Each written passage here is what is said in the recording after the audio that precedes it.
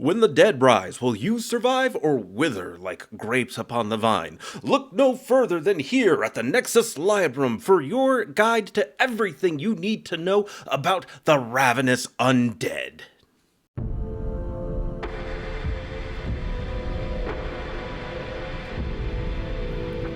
Hello everyone, welcome back down here to the Gamer's Den with me, your host, Jordan, your master of lore and storyteller extraordinaire. And for today's quick tips for DMs, with the minimal amount of urging that I had gotten, and with the polls that had gone up, I know some of you were not excited for this idea, but I'm kind of feeling it. This is what I'm running down, and a couple other people were too, so this is what we're doing for, tiny bit, little bit, and we'll get back to doing class guide stuff, and maybe someday I'll eventually get back around to touching on different cleric builds. But for today's quick tips for DMs, we are going to look at unique undead variants. And for today, we are going to be adapting them, and also later videos, we are going to be adapting different unique undead from other pop culture and media, as well as coming up with our own, trying to play off of things and spin off of it. But before we get into what we have for you today, if you're new here to the channel, go on down there, hit the subscribe button, and become a regular member here at the Gamer's Den. Or if you've already listed yourself on that incredible roster of legendary heroes,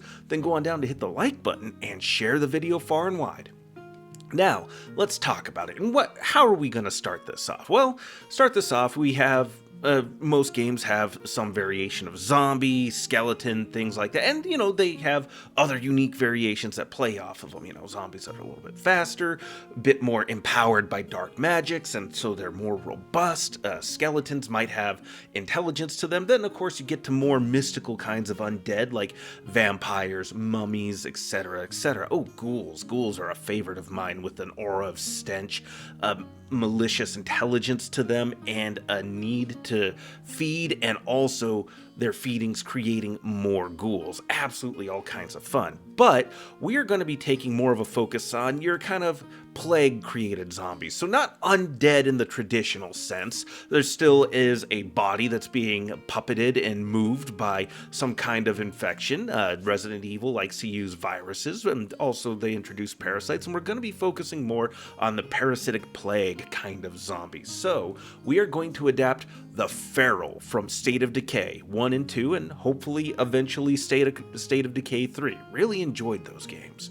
So, for the Feral, if you don't know, is a large kind of undead, but it's not heavy set. It definitely is muscular, but it's kind of got a lean build to it, and it's fast, and, well, it is feral. It is lethal and dogged in its pursuit. It goes so quick, you try to hit them with cars, they will leap and jump out of the way. They're able to vault over fences quite easily. They will rip the doors off of cars. Might take them a try or two, but they are going to rip them off, and they'll yank the driver and any passengers inside out and send them flying before diving on top of them. Absolutely aggressive, incredibly ferocious. The Ferals are awesome. So here we go. Start off, we're going to have perception of 13.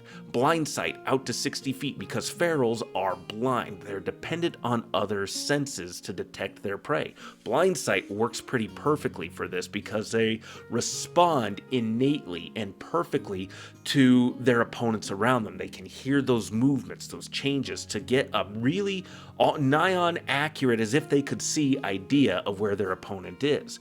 They move at high speed, so I gave them a speed of 50 feet. Now for armor, they don't have a lot of armor. I gave them a 13, just reliant on their dex really. However, armor is situational, because you may find somebody who has become a feral who was either blind before or became blind after they were infected, and they now have armor on. So that could be an additional thing that changes depending on the exact situation, and make for a much more difficult opponent. Then we have 33 hit points on average here, but they have 6 d8 hit dice, so I just averaged it out and threw their constitution score on top. Initiative is a +7 total. Strength, they have a 14, Dex a 16, Constitution of 14, because, again, this isn't really the traditional kind of undead in that a dead body risen up with dark magics. This is a living body or at least at one point a completely healthy living body that has become infected with a parasite. And in the State of Decay series, I believe it's a type of prion infection. That might be mixing two terms that mean the same thing, but anyways, intelligence is down to a 3. They're not entirely mindless, but they are not really thinking things through in a lot of ways. They're much closer to being animalistic. Most undead are, especially the plague-infected variety, the parasite-infected varieties. Wisdom is at a 15, and the justification for this is their brains are freed up to focus purely on hunting for their senses. They're not using that mental capacity for much else. So they're, in a sense, very much in a state of oneness, if you want to describe it as that. Then for charisma, they're of course down to a 3. They're not the most charming. They're going to be very off-putting, if not thoroughly unnerving, conversationalists. Fortitude saves, they have a +4. Reflex and will are both at a +5. Although, just bear in mind, for defensive abilities, they have undead immunities. Although there's a little bit of an asterisk there, because again, not really a traditional sort of undead. I did build this off of partly using first edition Pathfinder's rules, but I also kind of dinked around with some others, and this is kind of what it's been balanced out at.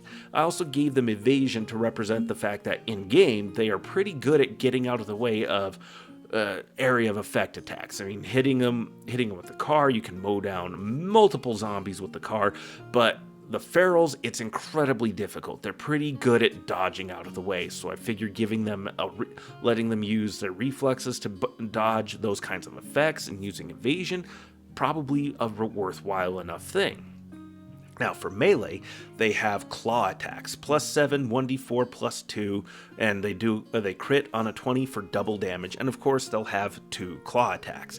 They also have a significant bite attack, which gets a +6 to hit and deals a d6 +3 damage, because I believe bite attacks, they are usually up a die size, and they also do strength and a half, just because the jaws of human beings tend to be relatively powerful, at least compared to the rest of our bodies, because we make use of them all day, every day, in many instances. But going on from there, for their attack abilities, we have Feral's Pounce, a play off of the Pounce ability. On a charge, make a full attack action and an opposed grapple check. On success for both, the target is pinned and the Feral may make a rake attack. On failure to grapple but successfully hitting the opponent, the target must make a reflex save equal to 10 plus the damage dealt or be knocked prone. The Feral must finish its movement and will be knocked prone afterwards. So basically the idea is, because they make these wild, lunging, leaping attacks, both arms outstretched, jaws open wide, they're really looking to tackle and pin down their target and get on top of them and just start raking away, tearing into targets with their wicked claws. So because they hurl themselves so bodily, running on all fours, leaping, flying through the air, they are going to finish their movement, hitting the ground, bouncing and rolling. So they are going to be prone for a second, maybe even stunned and disoriented for that briefest of moments. So there is a risk to this. And of course, it's entirely possible that they just miss the attack, fail, and don't even get to make the grapple anyways. They still are going to have to finish that move because they leap, they bound, they pounce. They don't always land it very well. Now for Rake, of course, we mentioned before, they make 2 claw attacks against a pinned target. Perfect. Feral's Roar must be used on detecting living prey, so the moment they realize that there's something living nearby.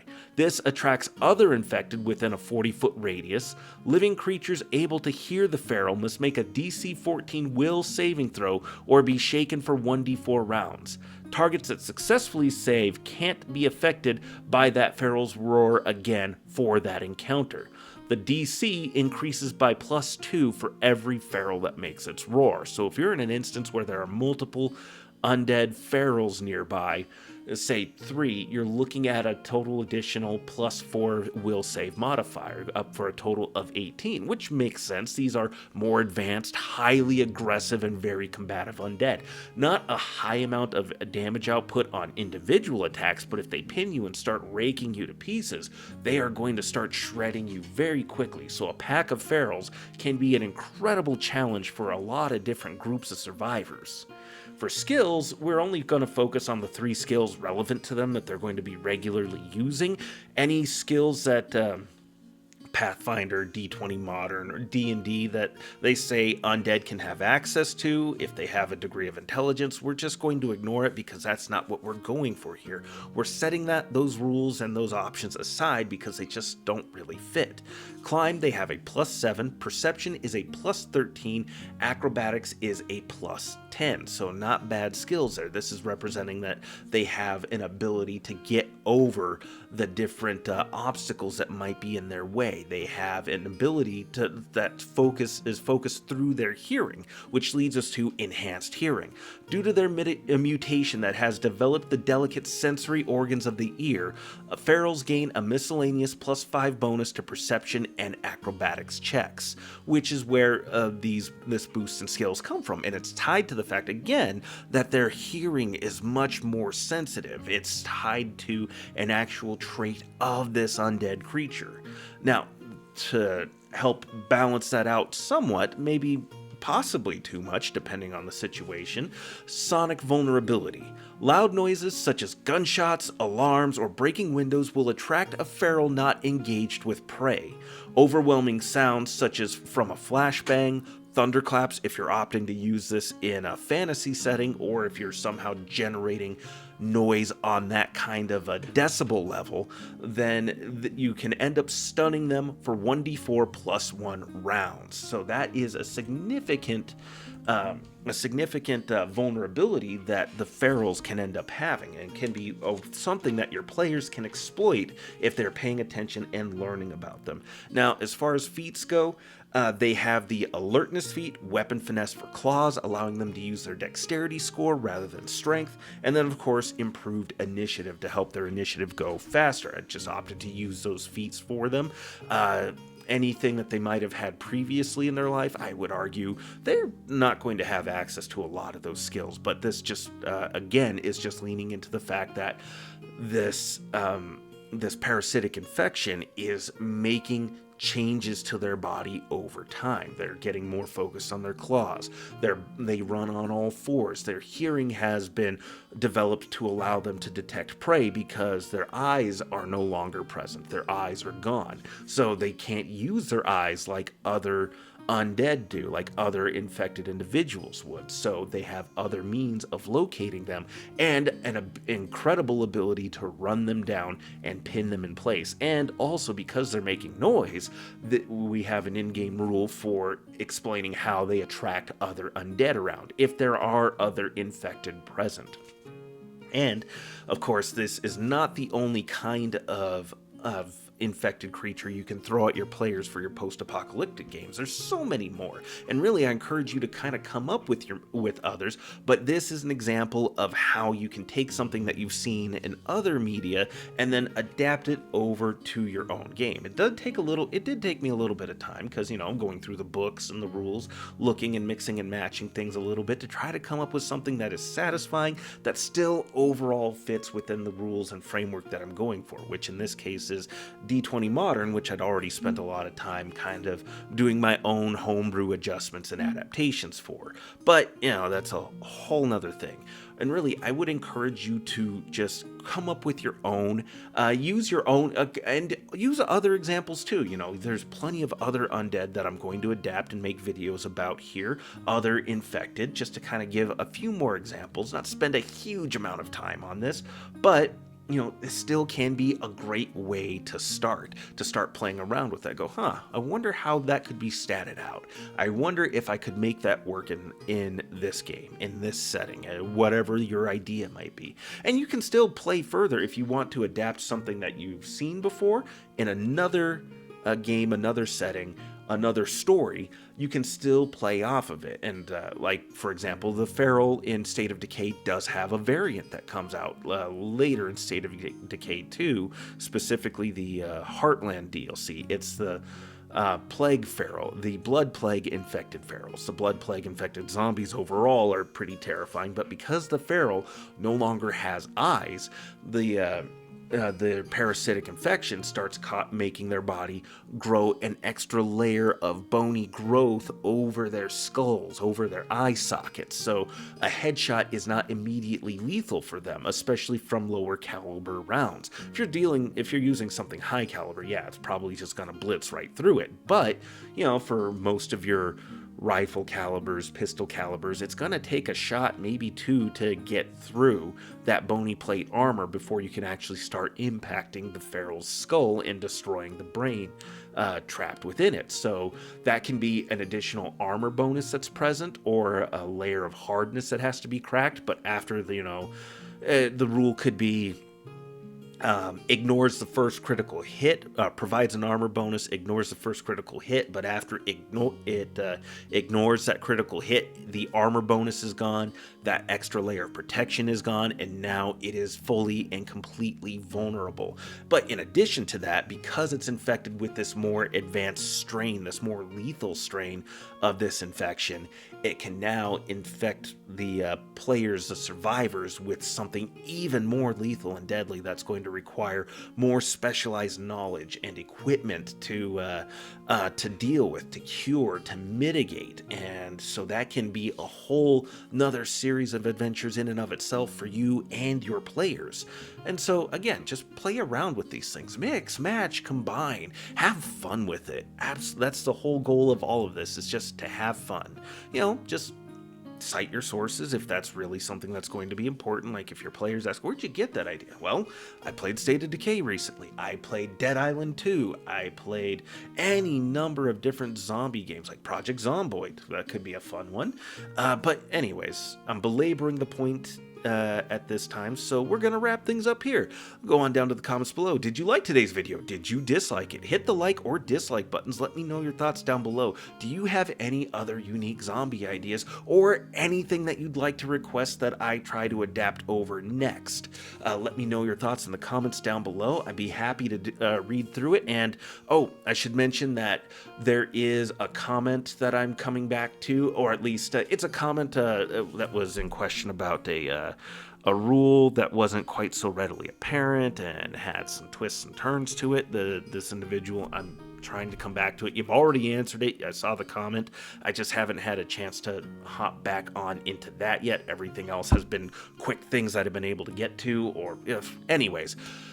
I'm talking in circles now. I'm trying to over-explain. Just recently got back on my medications for my brain. We'll worry about all that another time. Thank you all so very much for your time. Good gaming to you all, and you all have yourselves a good night.